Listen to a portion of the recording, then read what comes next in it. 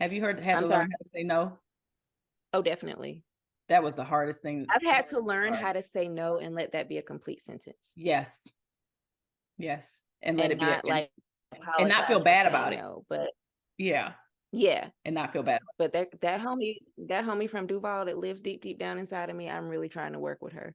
I Yeah. don't know. Every now and then I see it, but then your responses be so upwardly mobile that like you got to be in a certain tax bracket sometimes to understand. You are now entering the Drink and Tell group chat with your hosts, Candice, Twana, Jocelyn, Micky, and Aja.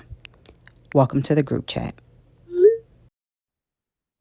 Welcome to episode 5 of Drink and Tell with your host, Micky, starring Micky, production by Micky, all actions and actors played by Micky. I would get all that money. All royalties go to Micky. Okay, no, I'm just playing. Anyway, guys, welcome back to episode 5 called Personal Growth with your friends. First, we're going to kick this off, though, with what wine are we drinking today, Jocelyn? We are drinking melanated wines out of Durham, North Carolina. Shout out to Bull City. Black-owned, woman-owned company. This is the Lust blend. We will post it. Oh, yep. We will post it on our Instagram because I left the bottle downstairs. Honesty is always the best policy. Growth. Carry on, friend. Thank you, friend. Okay, so back to me, starring me, always about me. Oh, you're going to hear this the whole episode. They should have never let me get the mic. Okay, so here we go. So we're going to jump right in with our hot topic of today. Wait for it, friends. Now, we're dabbing in some business that we're about 20 years too old to dab in, but we're going to do it anyway. And it is Krishan. Am I saying her name correctly, Candice? Krishan? Yeah. Why you ask me? I wondered if that's, I wondered, how do you pronounce it? Because that's how it looks to me. Thank you. So yeah, just a little context, a little background, because personal growth is going to tie in, but the hot topic is Krishan's personal growth. But for you folks that, you know, if you're in our age bracket, you're like, who is she talking about? Let's give you a little timeline. I got my notes. Watch this. I'm gonna do like rappers used to do with their Blackberries. And 5, 6. Okay, I'm done. So the timeline. They met in 2020, right before the pandemic. That is Krishan and her now baby daddy Blueface. I know it seems longer, right? I thought we've been dealing with them forever. But wait for it. Krishan is only 23. So she's not old at all. She's a young tender. Anyway, and she was fighting every night to prove her love on his reality show. She even lost a tooth to the baby mama in said fight. Yes. What, there was a reality show? That's how they met? Yeah, honey, that's how they came to be. And it was something about For His Love. It was like a, you know, a kind of like I guess a Flavor of Love, but a spin. It was like Flavor of Love and Bad Girls Club did a mashup show. Yeah, because I ain't never, and I've been in a couple fights growing up. I ain't never got my tooth knocked out. You know how hard you got to hit a broad to knock her tooth out? Anyway, moving on a little bit more in the timeline. Allegedly, watch this, Candice. Candice said that you may still can get sued, but allegedly, Krishan stole Blueface's car. Allegedly, Krishan hit Blueface mama in the face. Multiple allegations of Blueface choking and hitting Krishan. Krishan was arrested for punching Blueface. Now, you notice I didn't say allegedly because she did get arrested for punching him. And I think it was a TMZ video. So we saw it on the video footage. I know that. See, I can't get in trouble for that because that's the truth in this video. Krishan and Blueface have their own reality show. So they move on from his, you know, Flavor of Love rendition to their own show. Pregnancy announcement by Krishan. Krishan and Blueface drop songs together. Yes, they have songs together. Krishan starts to distance herself from Blueface and his family. Krishan has a baby boy and names him, wait for it, I think this is genius, Krishan Jr. That was a big baby, I'd have a Micky Jr. too.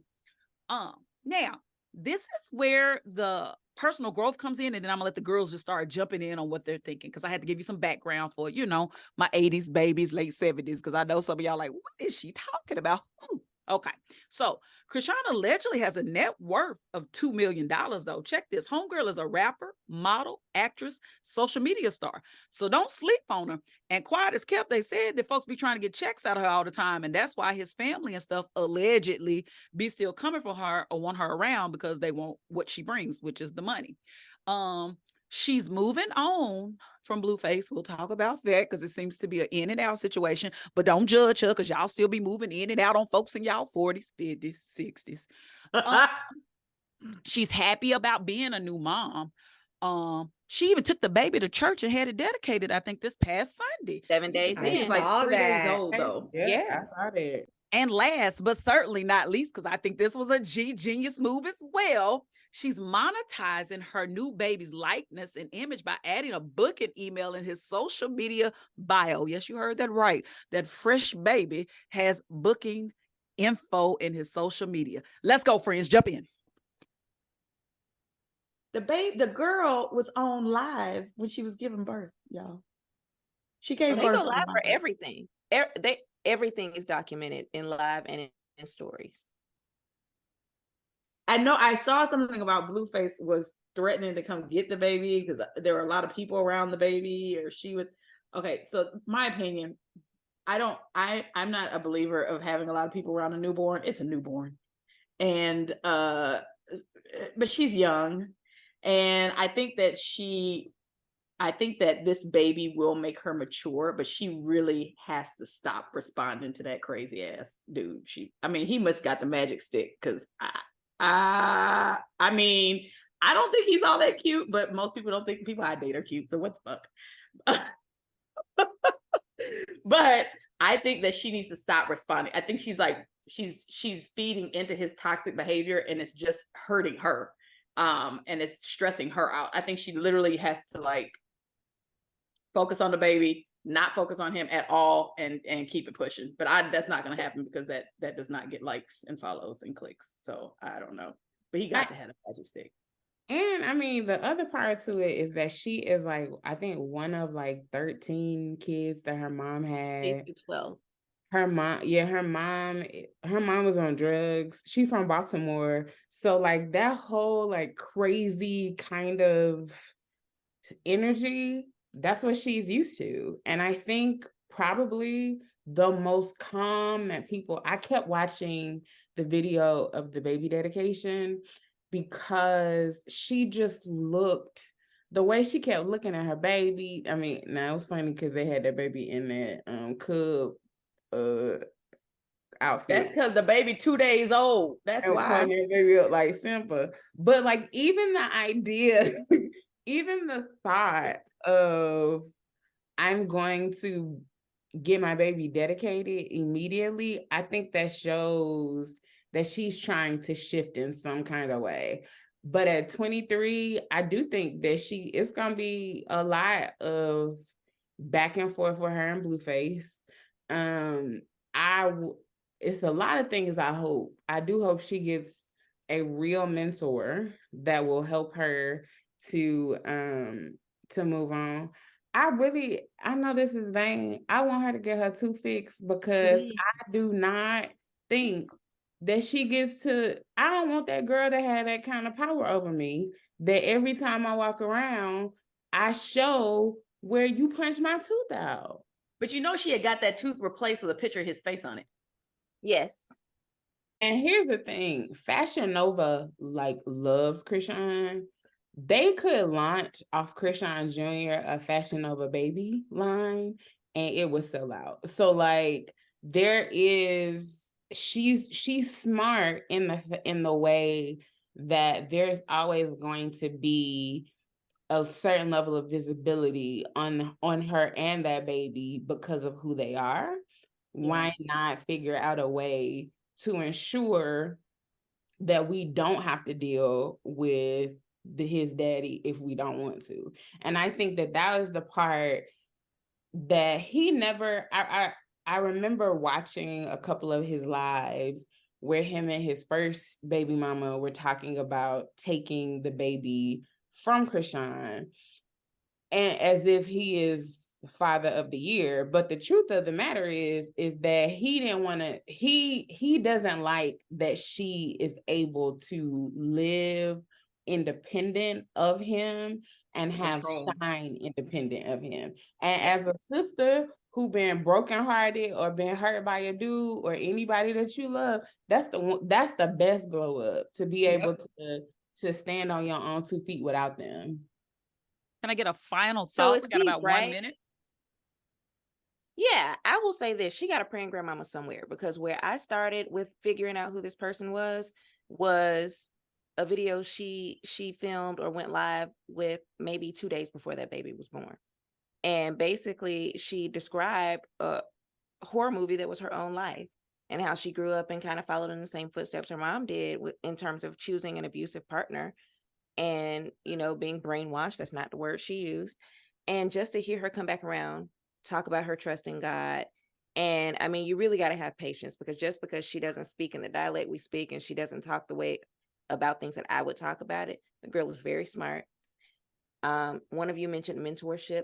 I found myself even thinking about, like, I wish she had been around when Foxy Brown was trying to bleach her skin, when Lil' Kim didn't know how pretty she was, because what came out of her was this strength she found in parenthood.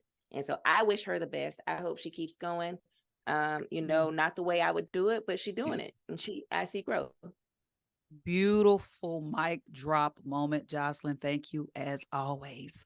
Moving right along in this. Twana didn't say not one word. You see Twana didn't say Twana, nothing. you want to say something real quick, or you go now? Tawana's gonna No, have that's some stuff to because speak on this. Don't know who it is. Segment is wine. Purple. And Who she this didn't know who woman? it- I don't know who that is.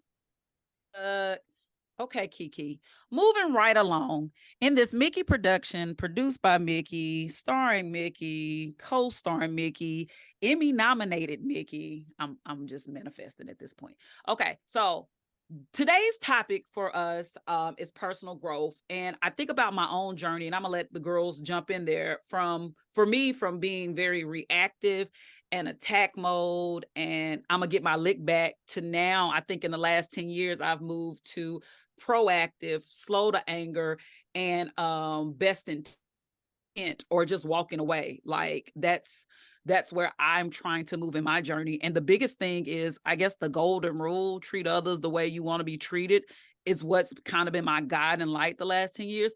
Also, I recognize that it took too much energy to try to react or peep game on everything, and I don't want to be that person. I've always been a positive person, but I've also been, I bet you won't hit a mother, hit a, like, I'll pop it off with you, because this freedom fry router fro and this Teletubby stuff, like, yeah, I nook if you buck, and it still resides within. It's there, but I purposely, there's an intentionality to be better because of the personal growth journey I'm on. Now jump in, friends, with y'all own personal growth stories. I'm always a work in progress. I think my biggest thing was that I didn't have a filter. It came to brain, it came out the mouth. It wasn't malicious, but it would hurt people's feelings. I mean, and then there were sometimes I would be purposely evil or mean with my words, because I'm very capable of being very direct and harsh with the things that I say. But I think what started the change with me, honestly, was me being pregnant. I knew that there was a direct correlation to how I felt, and in my heart and in my behavior and in my spirit, to what my child was going to feel. And I wanted to be as calm as possible and non-reactive as possible. So I honestly believe that catapulted me into the non-smart ass Aja. Now, she's still there and she does come out, but I know that there are things that I could react to, and I count to 10, possibly a few times, and that's okay. So that I do not revert back to the old Decatur Aja that will cut you with words with a smile on her face. So, but I always say that I'm a constant work in progress. I try to treat others how I would want to be treated. Loyalty is very big for me. So, and I tell people, please tell me if I'm wrong. And I tell that to my kids. If I'm doing something or I say something that to someone that you all may side eye, let me know so that I can recognize it, because it's not intentional. And sometimes it comes out without me even thinking about it. So I don't mind someone saying, Aja, did you hear what you just said? Or did you mean to say it that way? And I'll be like, what did I say? And I'm like, oh, okay, well, let me put that in the vault, and so that I don't do it again, or I'm more conscious of it later. And I think self-awareness is a big part of it. Self-awareness and wanting to be better. Because some people just don't give a fuck. And Aja, I'm sorry to cut you off. I don't have a problem telling you stuff, but I mean, also our relationship. No, like for real, like we've been friends since we were teenagers. But I'll admit something. I feel bad after I tell you, because your reaction genuinely usually is, damn, I didn't mean it like that. And then you can see like a hurt go over your face. I'm like, damn, she an asshole, but she like a gentle asshole. And damn, I don't told her, because I'm like, I'm gonna tell her your mouth doing this. And then when she make the face, it's like, damn, she kind of hurt behind what she did. Well, because I don't want to hurt people's feelings. I know you don't, but in my getting you together, I feel bad when your little face goes sad. Like, well, damn. I feel good about telling her ass, damn, watch your mouth. And you're like, sorry, I didn't. Like, man. And I'll apologize. If I make somebody feel a certain way, I will not hesitate to apologize. Honestly. I will apologize, and I will truly be sorry. Sometimes I do mean to say what I say, but most times I really don't. I mean, 95% of the time I don't. And I've gotten a lot better. I'm proud of myself. Good job, Aja. I'm going to jump in here as the star of this and add a co-star, Twana, because we want to hear about her personal growth. Okay, so I've got something that I've really, really been working on here lately, in terms of growth. And it is, so you guys this may come off as a surprise, but when it comes to people I'm close to, I don't like confrontation. So if you do something to hurt my feelings, I'm not going to say anything if we're close. I'm just going to internalize it. I'm going to keep it in. If we're not close, then it is what it is, right? Like I'm gonna say something, but it's because like I'm in my head a lot. I'm a processor. I don't have the quick wit to come back all the time, right? So a lot of times when I don't say anything, it's because I'm processing. Okay, am I overthinking it? Am I being too sensitive? Like, okay, if I say something, it's probably gonna cause some friction. I don't want to do that, blah, blah, blah. So I have been making a very conscious effort. I don't know, probably maybe even for the past almost past year, of if I feel some type of way, or if there's something that I want to discuss, that I need to discuss with some people who are close to me, then I'm really making the effort to have that conversation.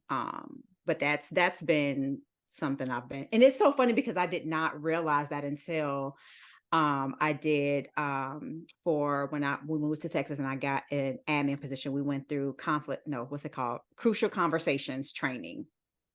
And you take it's like this survey, and you answer these questions, and basically it tells you like how you respond to conflict. And so at the end of it, based on the answers to my questions, it said that I just shut down, like I avoid. And I was like, what? No, I don't. I'm there. And when I started thinking about it, I was like, yeah, in a lot of situations, sometimes I do, because I'm worried about hurting people's feelings.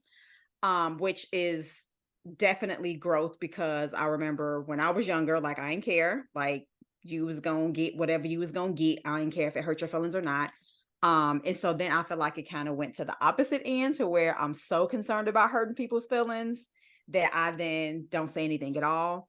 So that's been the biggest thing that I've been kind of working through here lately. So yeah, I can help you with that balance, because I'm not extreme anymore, but I'll tell a bitch when to shut up.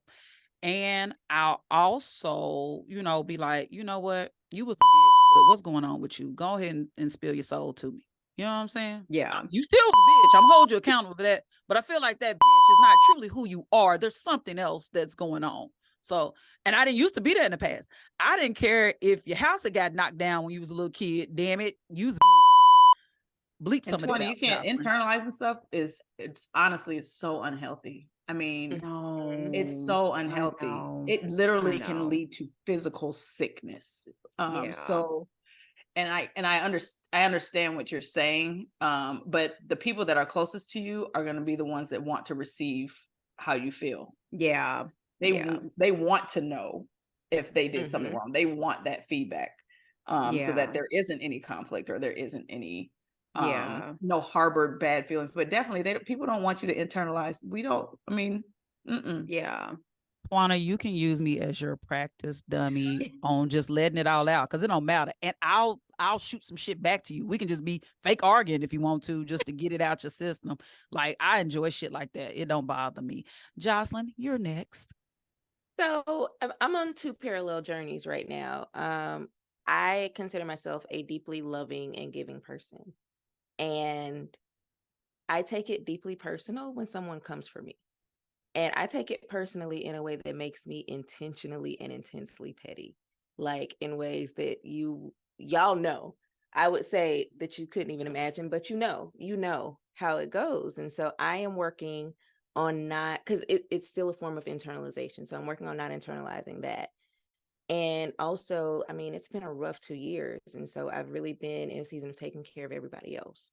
And so one of my points of growth has been learning how to care for and intentionally take care of myself. And that means eating better. That means exercising consistently, checking in with my therapist every 2 weeks, giving myself the wind down time that I need instead of, just pouring and pouring and pouring until I'm empty. Have you had to So learn how it's to a say work in no? progress. Have you had I'm to sorry. learn how to say no? Oh, definitely. That was the hardest thing. I've had to learn how to say no and let that be a complete sentence. Yes.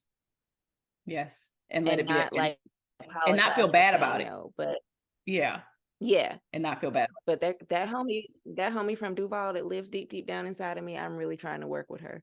I don't know. Every now and then I see it, but then your responses be so upwardly mobile that, like, you got to be in a certain tax bracket sometimes to understand. I ain't in that tax bracket, but I be playing the role of a baller on a budget. But like The you PhD said, words. like, It's the right. PhD I mean, words. sometimes you have to live for a couple days to know that I just canceled you. Yeah, but I be expecting Sexy Red to come up out your mouth from Duval. Ooh, for you, 80s and late 70s baby, look up Sexy Red. Ooh, something's pink and something's brown. Okay, then, friends. Again, it's the Micky Show. You know the Looney Tunes used to do that. Okay, back on track. Candice, tell us about your personal growth. Jocelyn, that was beautiful, by the way. Thank This is you. hilarious. I just Microphone, everything is funny. Everything is funny. I think I've been on this real journey of self-discovery. I want to say for like the past 3 years. After my mom, I hate you so. I wish I could see what this helping did for those of you all who won't watch it. But after my mom passed, like everything just went to hell quickly. And it wasn't until I left Jersey and moved to Georgia that I was in a space of stability and calm and could really begin to work on me. And I think that a lot of people don't recognize that you can't really work on yourself when you are in a space of chaos and when you're in a pit. Like, the only thing that you can do in those moments is really work to survive, to get to a healthier and a better place. And that place came to me when I moved to Atlanta.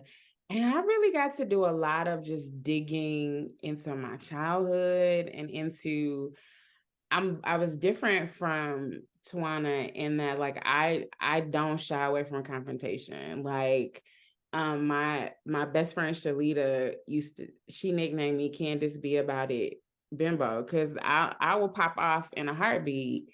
And it took a lot of work for me to realize that popping off was me masking some insecurities. It took a lot for me to realize that me feeling like I had to get the last word and I had to be the one that said all of this stuff was me trying to look for validation that I didn't get from my dad, feeling like I wasn't good enough to be my mom's daughter, and carrying all of that stuff. And then getting getting into relationships Mhm. where I was always trying to prove that I was good enough to be in that relationship. Like, she's a horrible person, but she said this woman I worked with said something to me that people should never say stuff to certain people, but she told me, she said, you're the kind of woman that a man is always looking past to see if someone better is coming along. And now I know that when she told You me did that, pop off on her though, right? I did. I should have. Now I know that when she told me that, that was her projecting her own stuff and her own shit on me, but I internalized that. And I was all from that moment forward, it was like, let me prove to you that you should want me. Like, it was almost like I always came into relationships thinking they had one foot out the door and I had to like pull them back in. And these last 3 years have just been me coming home to myself and introducing myself to me and realizing like, okay, you don't have to clap back. Sometimes, I mean, you still do. But that doesn't have to be your posture. Like, you can have a conversation and it doesn't have to be the end of the world. Like, I was one of those that, like, if we talked about something that happened and I felt a way, we could almost not end up being friends again. and you don't have to do that. Like, you can say what hurt, you can say what bothered. I also am learning and walking in something, and I'll end with this, that my therapist told me. She was like, you're going to have to learn the difference between the instances where you want to be right and where you want to be in relationship. And I have learned that when it comes to friendships and familiar relationships too, is that not everything warrants a response immediately or at all for me. Like, some stuff I get to say, that's their stuff, we gonna move on. And I think that's the growth of also realizing that you don't have to give everything your time, because that's just energy that you're exerting that you don't need to. So I feel the healthiest I've ever felt. I feel like I have a grasp on my emotions in a way that I never did before. I think people, and y'all were here before me, but like, I think people are telling the truth about 40s and the fact that, like, in your 40s, if you want to, I would say that, I would preface it by that, if you want to, you can really discover who you want to be, and it's still enough time for you to actually be that person and thrive in being that person. And I think that's where I am, is that, like, I'm thriving in the person that I really, really, really want to be. That's totally nice. Ooh. Oh, but let But me lady, say, hold on. moving to Atlanta, people, wait. Atlanta, it's not Atlanta. So don't move here thinking that's what's going to happen. Okay. We are full. This is not Mickey. You're going to be the exception, but this is not the promised land, people. Okay. All your answers are not going to be, the problems are not going to be solved by moving to Atlanta. But the sad part is that when my friends have conversations with me about their life and things that happen, or when sisters inbox me with their problems, the first question I ask them is, have you considered relocating to Atlanta? No, ma'am. No. Literally. No, and no. And one growth thing for me is that, you know, the power of responding to a text that you want to, like, go off and just saying, okay, that is like that. I mean, when I started doing that and reclaiming my time and because I gotta text you about something once we get off here. But you gonna respond to, I'm going to end it on Micky a little bit more. Let's talk more about Micky. It's because it's all about Micky. My personal growth, also adding to it, I think about something Candice said, but revealing my true self. I feel like when I was younger and in my 20s, it wasn't an insecurity, but it was like a hard shell that was, and it might have been used for protection.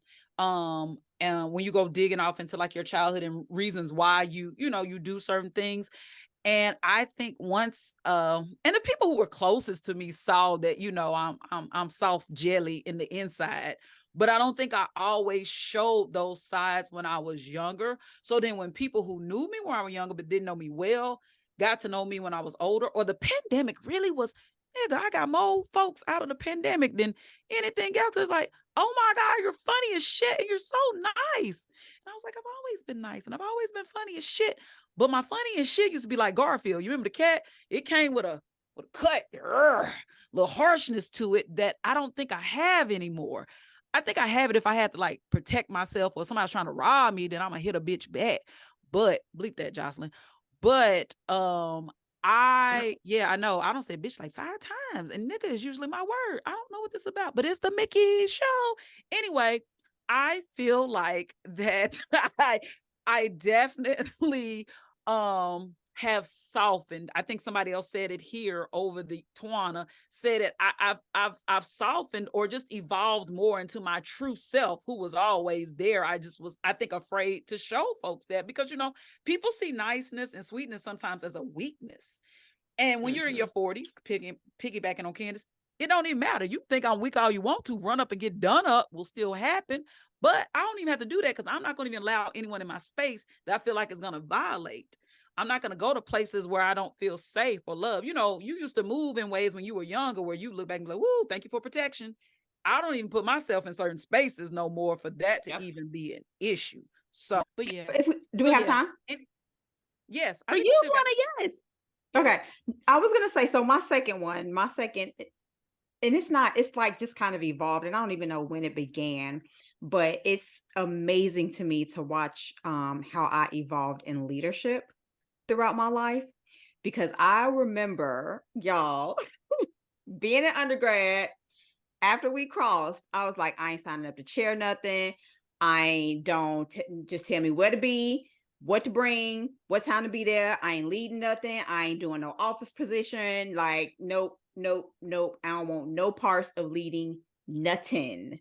Right. Like, and then fast forward to today, and I have to stop myself because I start to take on so much. And then I'm like, okay, nope, I can't. I don't have the capacity. Like, chill out, Twana. So just to witness that growth in me, and like I said, I don't even know when it began, but just to watch that growth is like, hey, Twana, hi.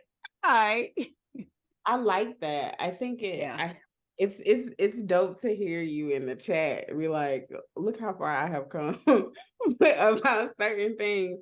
But like, I even think about it with me, like, it's like I signed up to be on the hospitality committee at my church, and you talking about somebody was hyped when I got to bring green beans to something, but like it was I felt like it's almost like in the whole part of leadership, but it almost feels like it's stuff that we're supposed to do. Like, we're at that age now where, like, I look back at what my grandmother was doing, I look back at what my mom was doing, and one of the things that I've learned on my growth journey too is that I don't want to be disconnected from systems and institutions that help to form me. So like, what does it look like for me to be more invested in those? What does it look like for me to sign up for a committee?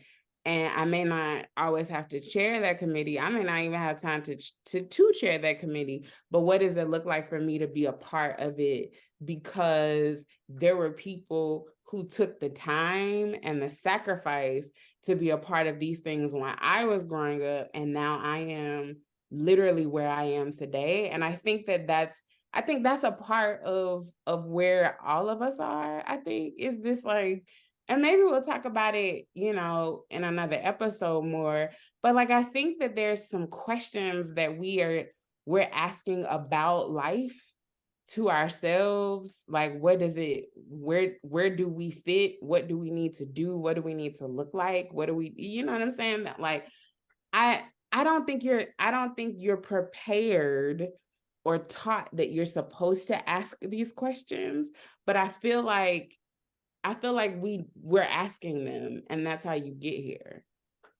Okay. Now, moving right along to drink and tell letter. Let me look in the chat, friends. Ooh, this is a long one, friends. Y'all ready for this?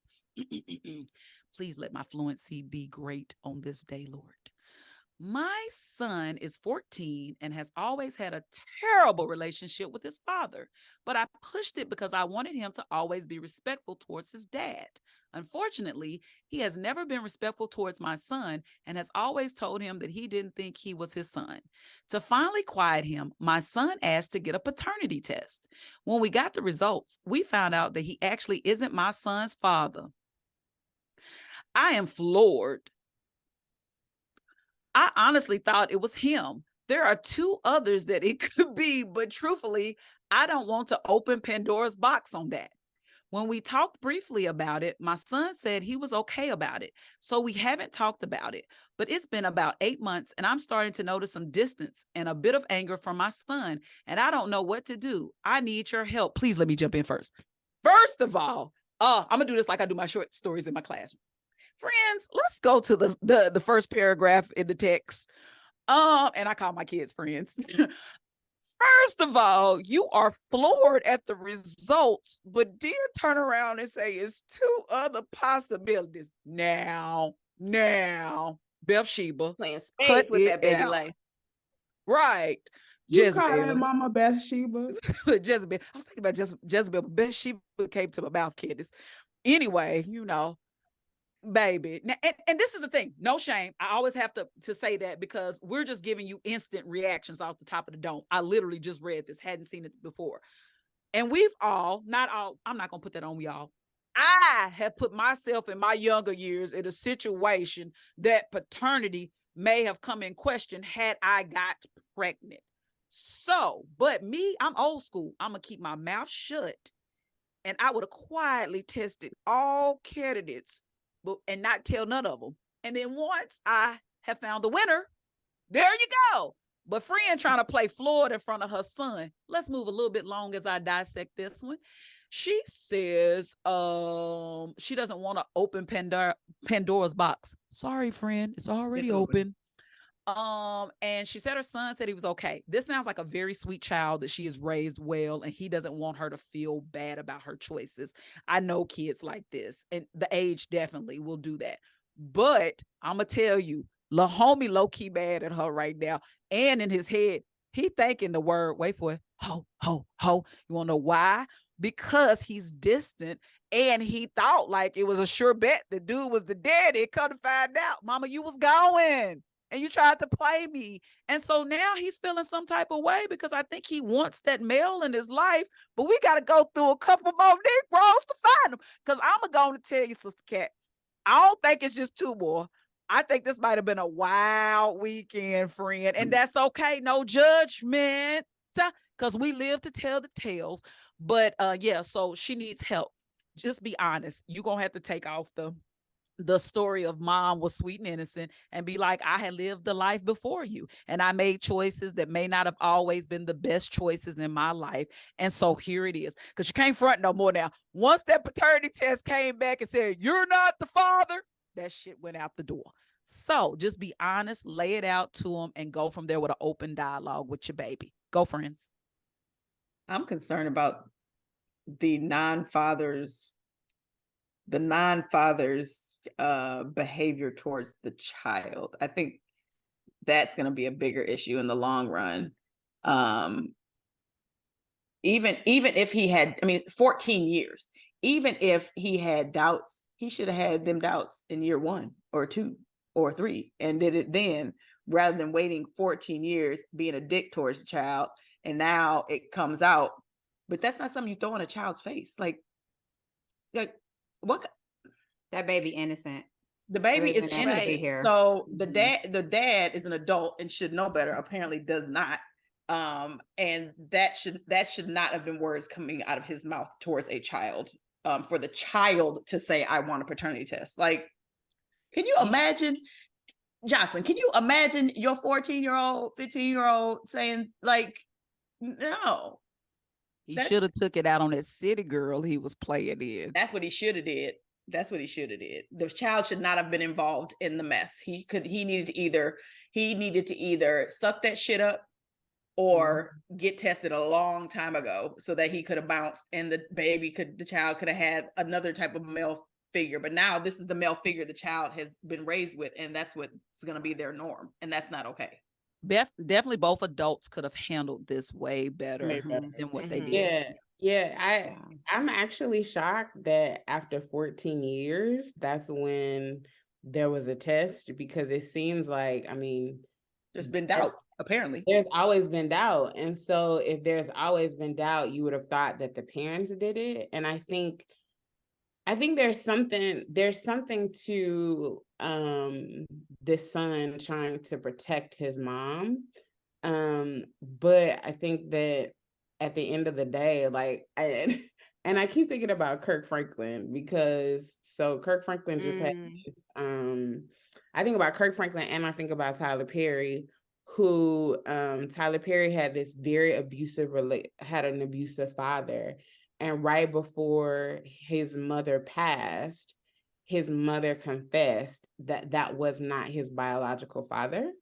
And so he went through all of these years enduring this abuse from this man, only to find out it wasn't his father. And then you had that Kirk Franklin just came out this last week and shared the story that earlier this year, he found out that the man who he was told was his father is not his father. And we're talking about men in their 50s and their 60s who, if you look at them, you can actually tell where they have been working through the trauma of not having a father. And they've been working through some of their anger towards their mom and Black women as a result. And I think that this is one of those instances where this mom can't afford for him to continue to internalize, because the truth of the matter is that he's been internalizing when he thought that was his dad. And if it's been 8 months and y'all aren't talking about it, he's having conversations with himself. And those conversations can be severely detrimental. And so this is one of those things where, like, she just gotta chalk it up. And if they in session and they've been a therapy session or at the kitchen table talking about it and he called her a hoe, you gotta sit there and then when you cool down, say, unless you want your throat chopped, don't call me no hoe again. Right. I'm gonna give you grace. in this moment. Because teenagers are already already a mess, and you got to give them grace anyway at 14. So on top of the hormonal craziness that's going on in this child's body, we have emotional turmoil. Like, adults don't know how to deal with this stuff. Can you imagine dealing with that at 14? Like, somebody telling you all the time that you're not like. I mean, there is truth in the words of yo. However, I would chop him in his throat if it came out, and I probably would say, and you ain't got a heaven or hell to put me in. Don't judge me. God has forgiven me. No, but for real, everything Candice said was very sound advice. I'm just being funny at this point because I feel bad for the baby, but it's also something you can work through if you address it and don't sweep it under the rug. Like, put it out there now. Let's work through it. If you need to go to therapy, so be it. If y'all need to have those, what we used to call them, y'all, lemon squeezes, then do that. No, you need to go to therapy. Ain't no need to go to therapy. Okay. The child needs to go to therapy first.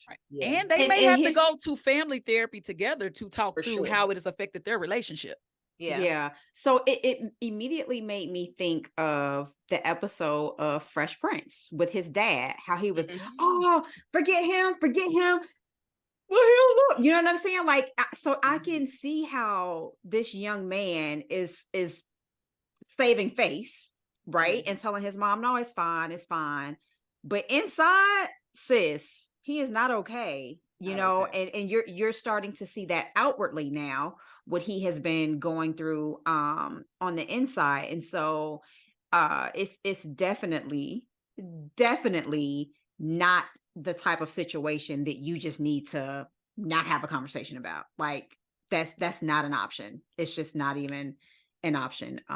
So yeah, therapy, talking to him about it, whatever, whatever that needs to look like for y'all, so that that baby can get what's going on inside of him out. Yeah. Yeah, I don't have much to add. My point of advice was therapy. So great job, ladies. Look at that. Praying for Duval, that I baby. was ready That's for because you. we've all had therapy. Right. Duval, I was ready for you to come out and be like, look, no, let me stop. Okay. So anyone else want to get some last tidbits on this? I think pretty much the consensus is therapy. Be honest, have an honest dialogue with him, even if it doesn't show you in the best light. And then love, patience, and grace. I mean, it's going to take time. You like how I wrap that up? I do like how you wrap that up. The Micky Reverend- Show is going pretty well here. The Micky Show. Okay. And We don't even so record that. I know, right? Looney Tunes, y'all. Francis was terrible as far as the latchkey part. So I was watching all kind of TV. I know all kind of references because that's what we did after school. And I had to lay on the ground too because I was in kindergarten. And she was like, don't let nobody in that house. So lay on the floor. I love you, Francis. Okay. Next is Candice's segment. Candice for the culture. Take it away, Candice. Okay, so all week, for the last week, I don't know if you all have been watching or your social media feeds, but there's a story going around that there was a Black woman who was allegedly hit in the face with a brick because she refused to give a brother her telephone number. She went live on TikTok and from the hospital saying that she this happened and that there were brothers there and nobody said anything and nobody attempted to intervene. Here's the thing. There are conflicting reports that say that she may have been fabricating the story. But then there are also conflicting reports of brothers who came out and said that they were there and that they did try to defend her. There was one guy who said that he was there and it didn't happen. And his girlfriend, which I'm assuming is now his ex-girlfriend, came out and did a TikTok and was like, we don't even live in that city. So I don't even know why he came on the internet and lied. So like when you go down the rabbit hole of this situation, you don't know what the truth is. I will say this as somebody who is a survivor of violence, I always believe what victims, whether they are women, whether they are children, even men, I believe what they say because I would rather err on the side of believing a lie than to dismiss the truth. That being said, we still have a problem that even if it didn't happen to this sister, we know too many accounts of men who refuse to take no for an answer. One of my first encounters when I moved here to Atlanta was being in an Office Depot and being asked by a guy for my telephone number, saying no thank you, lying and saying that I was in a relationship, and that dude literally cornering me on an aisle and telling me that I was lucky that he even wanted my telephone number. He called me all kind of bitches and hoes and told me that I was ugly. It was one of the scariest incidents in my life. There was a person that came on the other aisle that I pretended I was with, and thankfully, like, they went along with it. And that was actually how I was able to get off the aisle, ended up shopping with him for the rest of the time that I was here in the store. We left together and we're still cool to this day. But we know what happens, unfortunately, when women don't want to give a guy a number, to the point where we got to come up with lies that say that we are in relationships, that we gay. We got to put AirPods that aren't charged in our ears. We got to do all of these things.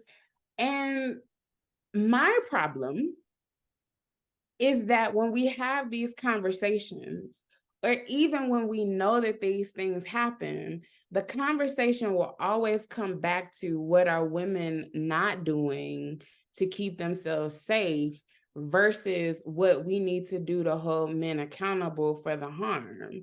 And that's my biggest problem. There was this whole TikTok video that this sister did about preventative measures that women should take in order to not be in situations like that, and was saying that when you have to submit to some kind of male leadership, whether it's your homeboys, whether it's your husband, whether it's your father, and you got to listen to them. And of course, she got backlash for, and on some level, I understood what she meant by saying that you don't need to be in certain spaces, because when you're in certain spaces, that helps to minimize, when you aren't in those spaces, you minimize your risk. But when we are talking about violence against women in these particular instances, I was at an Office Depot. Other sisters are at gas stations and at grocery stores, right? Mhm. So like, Yeah. what is it? What are we talking about when we can't say we got a problem with men not wanting to take no for an answer? And then when she was held accountable for the stuff that she said, she was like, well, why would I talk to men about doing the right thing? Because if they listened, we wouldn't have prisons, we wouldn't have jails. And it was like, well, duh. Like, the problem is that they're not listening. The problem is that we're not holding them accountable. And that was my rant for this week, because we're in a moment, I feel, where violent language, violent ideologies, these are the negative, detrimental sentiments are being fostered and perpetuated, whether it's on podcasts, whether you are looking at social media, whether you're watching movies, whether you're listening to music. It's getting worse. And this idea that we can't create these, I don't know what we need to do, but I do know that I don't want to live in a world where a woman can say that she was hit in the face with a brick, and then there will be men on social media who literally go and search her social media history, found out that she was a feminist, and was like, well, you're a feminist, so too bad, you don't deserve protection from Black men. Like, I don't want to live in a world where I can say, hey, something like this happened to me, and a guy can say, well, why didn't you just give him your number? Like, this all could have been solved if you would have just given him your number. And I think when we're talking about even just the previous point about the son who found out that, that was not his father, like, I even worry about what thoughts he will have towards women and Black girls if his mother won't have the conversation with him that she needs to have. And I don't want him to become one of these incels that thinks that he's owed something because he's a man and she is a woman, right? But that was a really hard thing to reckon with this week, is that whether or not she's lying, and here's the truth, we don't know what happened with her. We don't know what happened with her, but we do know that is a common occurrence, and it's dangerous to think, and it's sad to know that it can happen and people can simply just not care and think that women need to do something else in order to be safe when we are literally just breathing and aren't safe. No. Twana, would you like to speak to this? Nope, I don't have anything to add. That was a heavy story, Candice, that you kind of Yeah. brought on the Micky Show.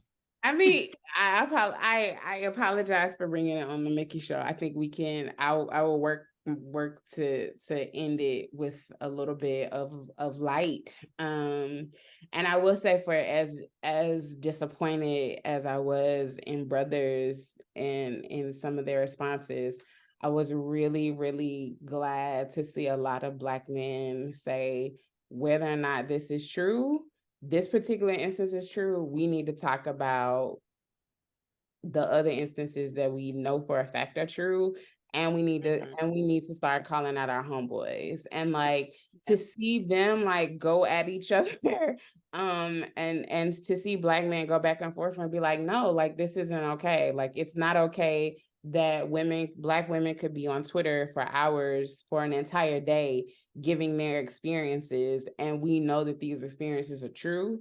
It's not okay. And so I do feel hopeful that there are some that are doing what they need to do to be safe for us. And so for me, it's about like Aja just said, even in dating, I am constantly, and to circle back on personal growth, I'm constantly creating a space and a circle in my life with, particularly when it comes to Black men that I know who are doing their work, right? Who are doing work to be good brothers, who are doing work to like not just be the like great dads, but like terrible relationship partners, but like the ones who are trying to do that work all the way around. That's important to me. They may not have the language that we do and all of the things, but they can say, I fucked up, I'm sorry. Or they can say, I don't rock with him no more because he do X, Y, and Z. Like, and I think that when we can see their growth and we can acknowledge it, I do think that that is important, because Black men do live in a world where, unfortunately, for all intents and purposes, when they do the right thing, it isn't as celebrated as they may need it to be. And so I try to do my best in relationships, in my personal relationships, and even in my public ones, to thank the ones that I know are doing what they need to do for all of us to be safe and to be well. We love you, Black men, and Yes, we do. continue to hold the fuck boys accountable, because we know there are way more than you. The fuck boy is just loud and wrong. And so you look at the loud and wrong, the noise all the time, but know that we heart you. Absolutely. Guys, I think we've come to the end of our show, and I'm so sad that we're here, but thank you for tuning in to the Micky Show. Okay, so guys, somebody help me out. What are we talking about on the next episode, friends? Next episode is going to be, excuse me, a little heavy. We're talking about grief and loss. On the next episode, that will be led by me. Ooh, so take the laughter from this one and the Micky Show, because we may be in tears on the next one. Right. Goodbye, Legit. friends. Mwah. Bye. Peace.